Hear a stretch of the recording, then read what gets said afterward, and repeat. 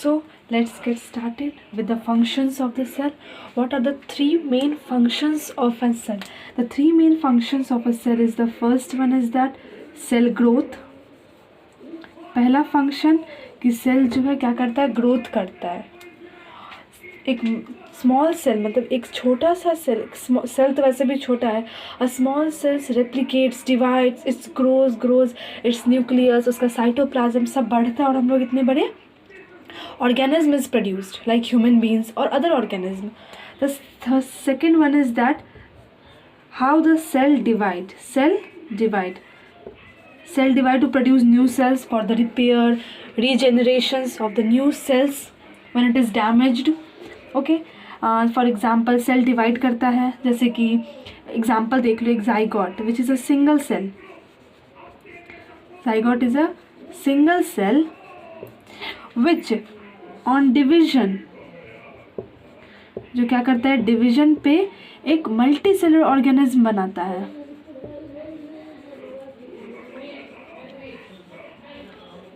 Multi cellular organism बनाता है. Okay, then the third one is that the cell undergo differentiation, means cell differentiation.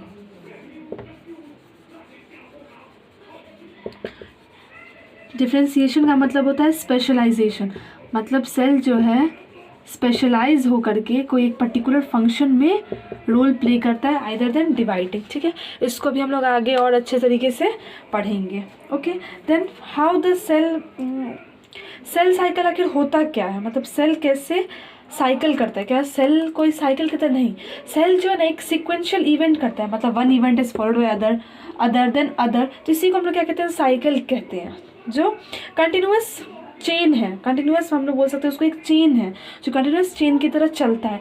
तो chain में आखिर होता क्या है, तो पहले होता है synthesis of constituent of cells, मतलब पहले होता है synthesis of constituents of cells. Synthesis of constituents of cell जो है पहले अपने चीज़ों को सिंथेसाइज करता है. It may be centrosome, centrioles, okay, mitochondria, Golgi apparatus, इन सबको, न्यूक्लियस, उन सबको क्या करता है, सिंथेसाइज करता है. ठीक है, सेकेंड फेज में क्या होता है, वो अपना जीनोम यानी कि डीएनए को डुप्लीकेट करता है. डीएनए का हो या हम लोग उसे जीनोम कह सकते हैं, उसे क्या करते हैं लोग, डुप्लीकेट करता है. ओके, ये सब क्लियर हो रहा होगा, आगे और क्लियर अच्छे तरीके से होगा. और फिर वो क्या करता है, डिवाइड हो जाता है दो डॉटर सेल में, दो डॉटर सेल्स में वो डिवाइड हो जाता है, डॉटर सेल्स में वो डिवाइड हो जाता है विथ ऑल द थिंग्स. ठीक है, तो ये तीनों जो होता है वो क्या है, एक सिक्वेंशियल इवेंट है. किसका, it is a part of cell cycle. Cell cycle का ये एक सिक्वेंशियल इवेंट है, मतलब ये इवेंट सेल साइकिल में चलता ही रहेगा. So that's why this all event is also known as, तीनों को मिला के कहते हैं हम लोग coordinate event. What it is called, coordinate event, या फिर जेनेटिकली कंट्रोल. कोऑर्डिनेट इवेंट कहते हैं. और ये क्या होता है ना, जेनेटिकली कंट्रोल, मतलब जीन्स, जेनेटिक्सली ये कंट्रोल होता है ये सारा इवेंट. ठीक है, अब ये इवेंट जो सेल साइकिल वो वेरी करता है ह्यूमन, ईस्ट, बैक्टीरिया, मतलब डिफरेंट ऑर्गेनिज्म हम लोग बोल सकते हैं. तो मेनली एनसीईआरटी के हिसाब से लेते हुए ह्यूमन में it long for 24 hours. In east it longs for 90 minutes and in bacteria, NCERT के हिसाब से ये तीन चीज़ मेन इंपॉर्टेंट दिया है, तीन दिया है इंपॉर्टेंट जो है, इट इज़ 20 मिनट्स. ठीक है, तो ये सारी कहानी हुई. सेल साइकिल क्या है, it is a sequential event. ये एक सिक्वेंशियल इवेंट है जिसके अंदर क्या क्या होता है, सिंथेसिस होता है सेल के कॉन्स्टिट्यूएंट, सेल का कॉन्स्टिट्यूएंट यानी कि सेल के ऑर्गेनल्स, हम लोग यहाँ पे बोल सकते हैं सेल के ऑर्गेनल्स जो जो इम्पॉर्टेंट है किसमें, सेल को डिवाइड करने के लिए.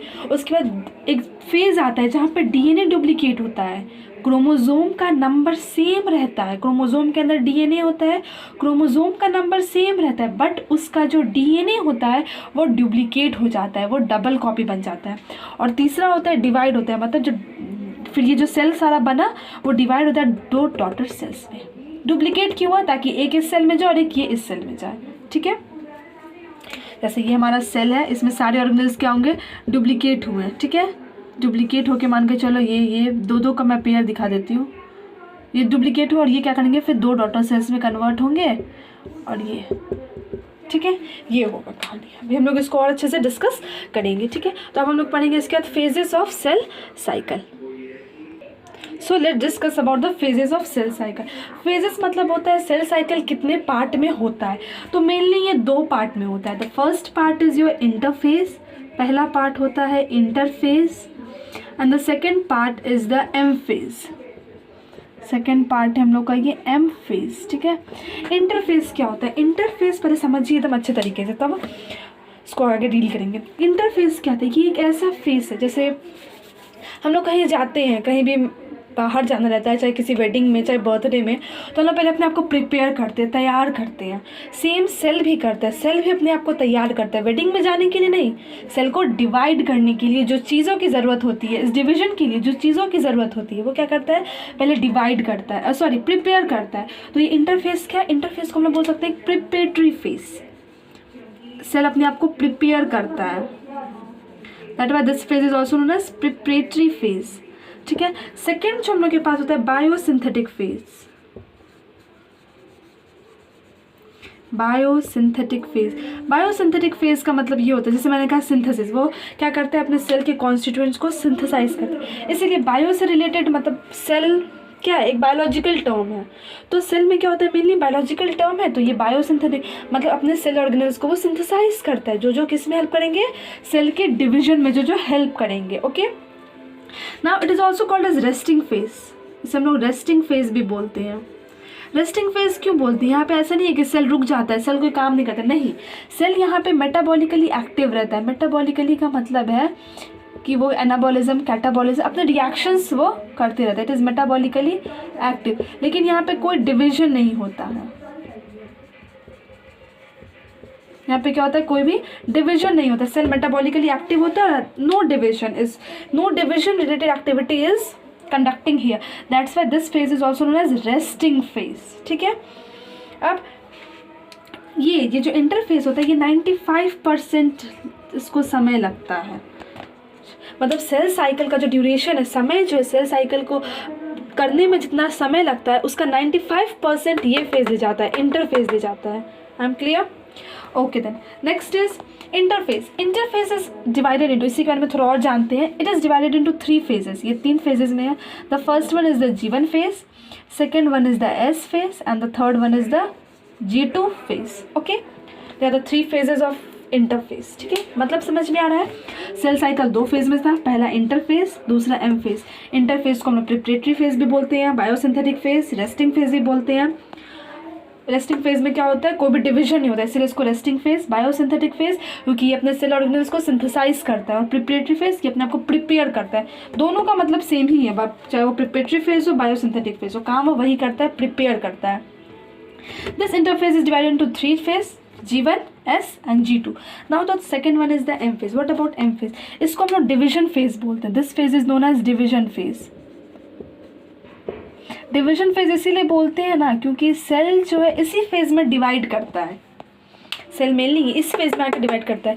ये अगर 95% है तो ये कितना परसेंट होगा, 5%। अब देखो, M is here for mitosis and meiosis both, चाहे वो माइटोसिस फेज हो चाहे मियोसिस फेज हो, वो वहाँ पे M का मतलब वो हुआ। अब ये बहुत ज़्यादा ड्रामेटिक फेज है। जैसे हम लोग ड्रामा देखते हैं, मतलब कोई भी जब सीन चलता था ड्रामा, तो हर सेकंड पे क्या होता है, चेंज होते रहता है, सीन सब चेंज होता है। वैसे सेल में कभी सेल ऐसे सेंटर पे दिखेगा, कभी सेल का जो कॉन्स्टिट्यूएंट वो पोल पे चला जाएगा, मतलब सेल के अंदर के जो क्रोमोसोम स्पिंडल फाइबर्स वगैरह हैं वो एक तरह से बोलेगा कि वो ड्रामा दिखा रहे हैं। It is just like an act, they are playing act. Okay, so that's why this phase is also known as dramatic phase. बहुत ज़्यादा ड्रामेटिक फेज होता है। रीजंस लिखने का उतना ज़्यादा वो नहीं है, पर हाँ अब समझ के लिखना is more important than writing. Okay, now this phase is again divide. भाई ये जब डिवाइड हुआ 3 फेज में तो ये क्यों नहीं होगा, इसको भी तो करना ही है। तो ये phase is again divided into 2 phase. The first one is the karyokinesis.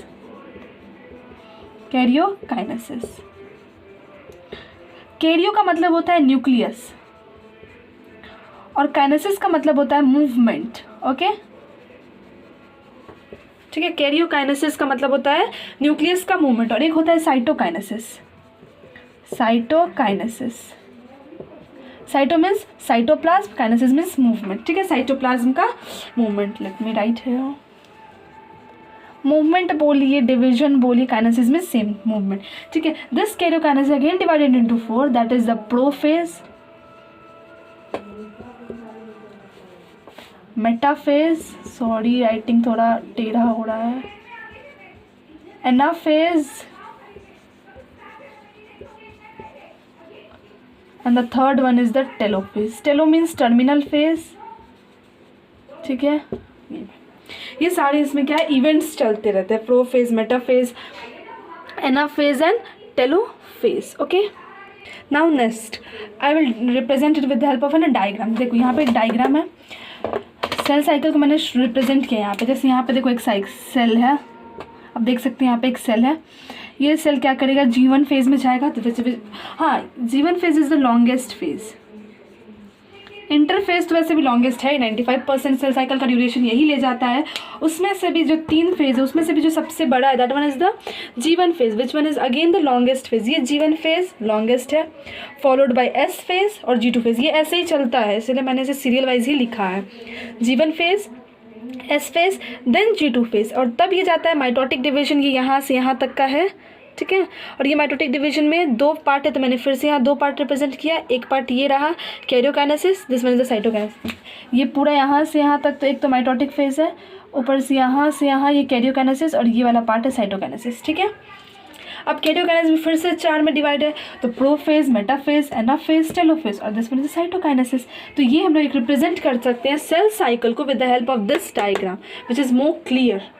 ये सब इतना समझ नहीं आता, पर this one is more clear. मैं एक बार और समझा देती हूँ। I have represented here with a cell. पहले होता है G1 फेज, ठीक है, उसके बाद जाता है S फेज में, देन G2 फेज में, तब उसके बाद इंटरफेज। तो ये कहानी हो गया, चलो यहाँ से यहाँ तक 95% इसने ले गया, बचा 5%। 5% में क्या होगा, 2 फेज आता है, कौन सा, M फेज में 5% है। इसमें 2 आया, कैरियोकाइनेसिस, साइटोकाइनेसिस। मैंने इसको डिवाइड किया, karyokinesis, this part is karyokinesis, this part is cytokinesis. Karyokinesis again divided into 4, prophase, metaphase, anaphase, telophase, prophase, metaphase, anaphase, telophase. G2 के बाद इसमें जाएगा चारों में, और उसके साइटोकाइनेसिस में जाएगा। फिर यहाँ पे 2 डॉटर सेल आएंगे। अब वो 2 डॉटर सेल जो हमारा बनेगा, ठीक है, वो सेल चाहेगा तो वापस से वो G1 में जा सकता है, और नहीं तो G1 में जा सकता है, और वहाँ से एग्जिट मार के, अगर उसको डिवाइड करने का मन नहीं है, नहीं मुझे डिवाइड नहीं करना, मुझे स्पेशलाइज होना है, I have to do something else. जैसे डॉक्टर का डिग्री, तो डॉक्टर की डिग्री सबको चाहिए, लोग क्या करते हैं, MBBS करते हैं, पर MBBS करने के बाद आपको स्पेशलाइज होना है। आपको किस चीज़ का डॉक्टर बनना है, आप टू बिकम कार्डियोलॉजिस्ट, फिजियोथेरेपिस्ट, और बहुत सारे ऑप्शंस है, तो आपको स्पेशलाइज होना है। तो इस स्पेशलाइजेशन के लिए क्या करता है वो लोग, G1 फेज से, ये MBBS का डिग्री है, यहाँ से वो लोग एग्जिट मार लेते हैं, MBBS करके एग्जिट निकले, और तब आगे हम लोग किसी स्पेशलाइज फील्ड में जाते हैं।